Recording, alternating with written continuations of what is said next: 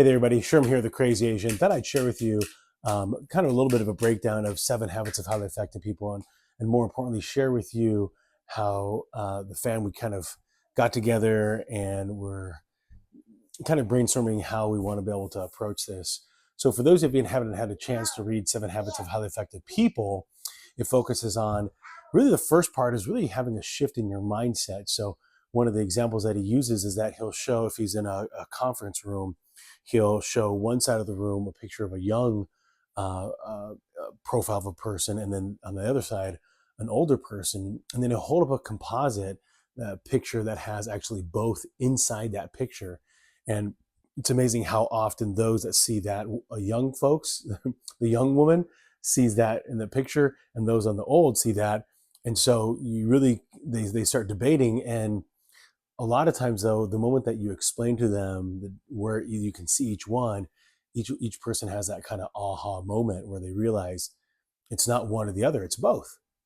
And so really that's where Stephen R. Covey starts the book, is really thinking about the change in your paradigm is the phrase that he uses, and the changing of your perspective, and understanding that because of your life experiences, you have a certain perspective, and the need to change that, and the need to be able to open up that perspective. Maybe not necessarily change your perspective, but open it up, that it might not just be only one way to see the world and see different situations and scenarios.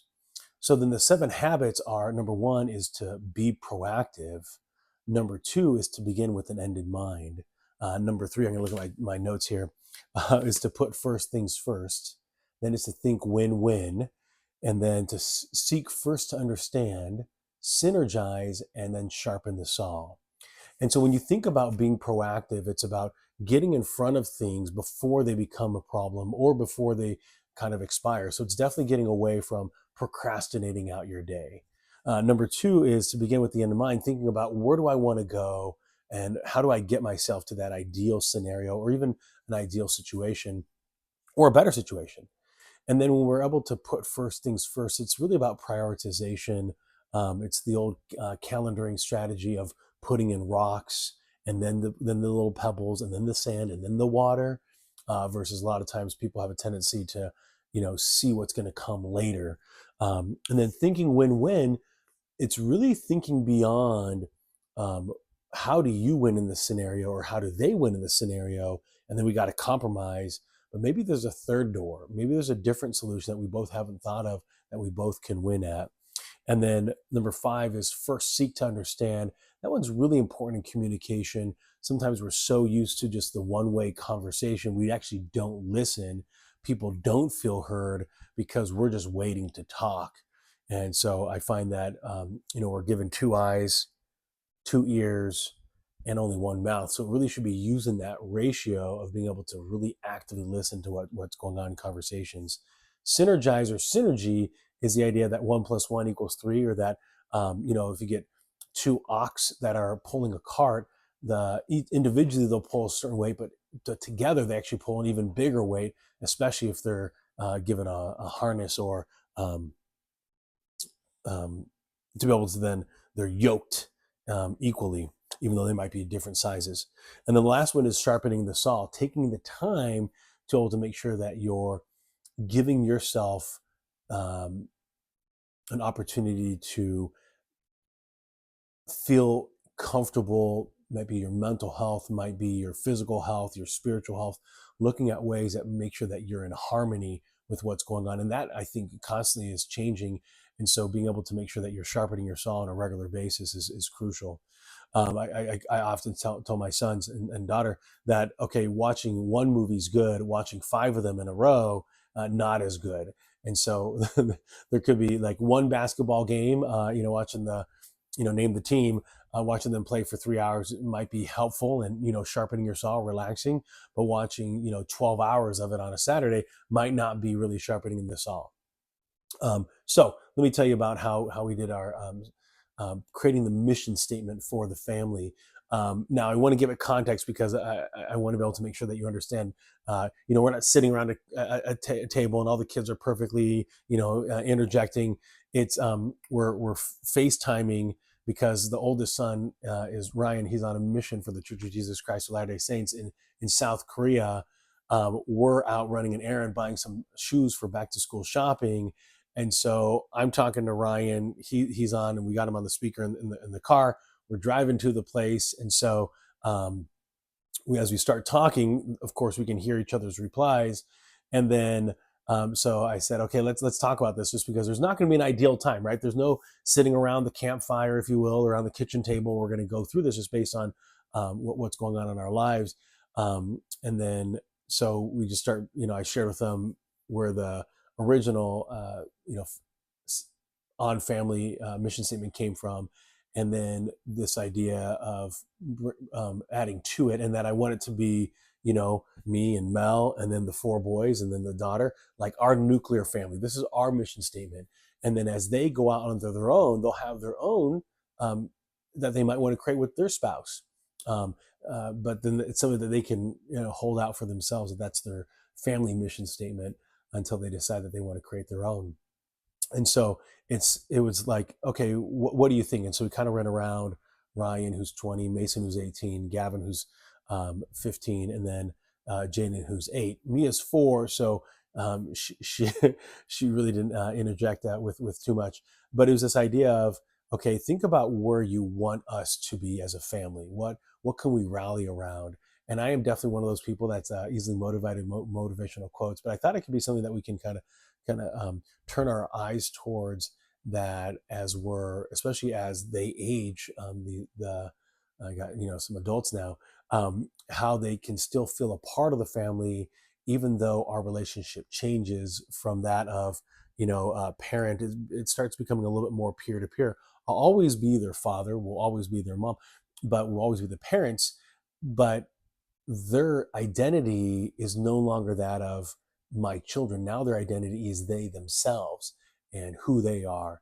And so we wrote down some different ideas. And so as we're driving, I'm like, hey, Gav, you got the notes app, like pull that up. And then he interjected, and then he was writing down what people were saying, kind of putting some of these keywords in, and so we're going to utilize what we already have, and then add some things to it. Now Ryan, because he's learning Korean, he's even admitted that his English isn't improving, and so we had Mason, who's really good at the written word. He's going to have a first rough draft at it, and then we'll come back as a family the next week and talk about it, and we'll probably tweak it some more.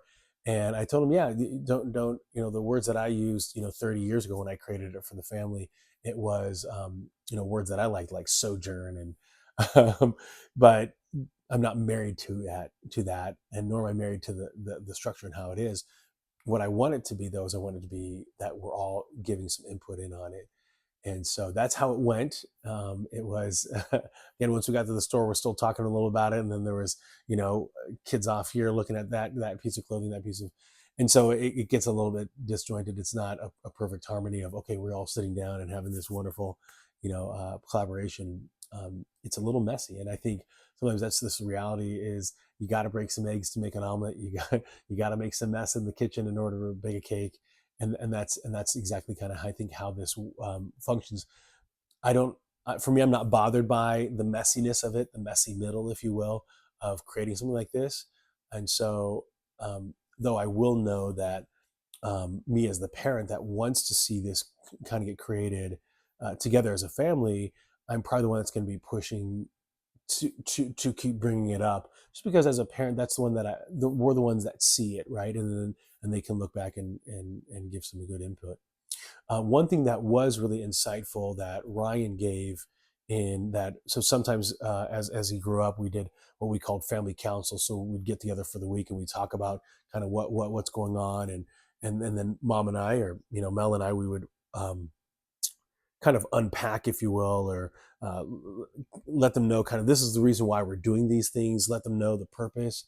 And so Ryan said he wished we'd done more of those, which is funny because in the moment of doing them, a lot of times they're just, someone's laying over here, someone's on their phone, and we're telling them to get off their phone. Someone over here is playing with a Rubik's Cube, and another person's, they got to go to the bathroom. And so it's so messy, right? And so you don't think anything of value is happening here just because it is so messy.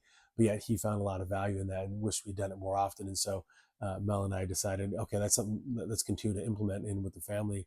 especially as it changes and grows. Well, now that we have a 20-year-old out in South Korea, we have an 18-year-old heading off to BYU here this fall, and then we have a high schooler, then we have two elementary school kids. So our dynamics has definitely shifted here at the family. Plus, on top of that, we have four generations in our home with Grandpa, 95 years old, living here, and then Mel's mom, Nathan, she's here, uh, um, with a part of the family, and so we have a very unique household setting. And so we want to be able to make sure that as it changes and evolves, that each person still feels connected to the family, and especially as their life continues to evolve.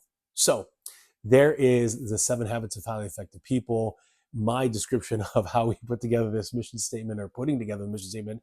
Once we have it up, I'll definitely share it with everybody, so that way you can feel free to give your input or insight, or maybe it inspired you to do something like this.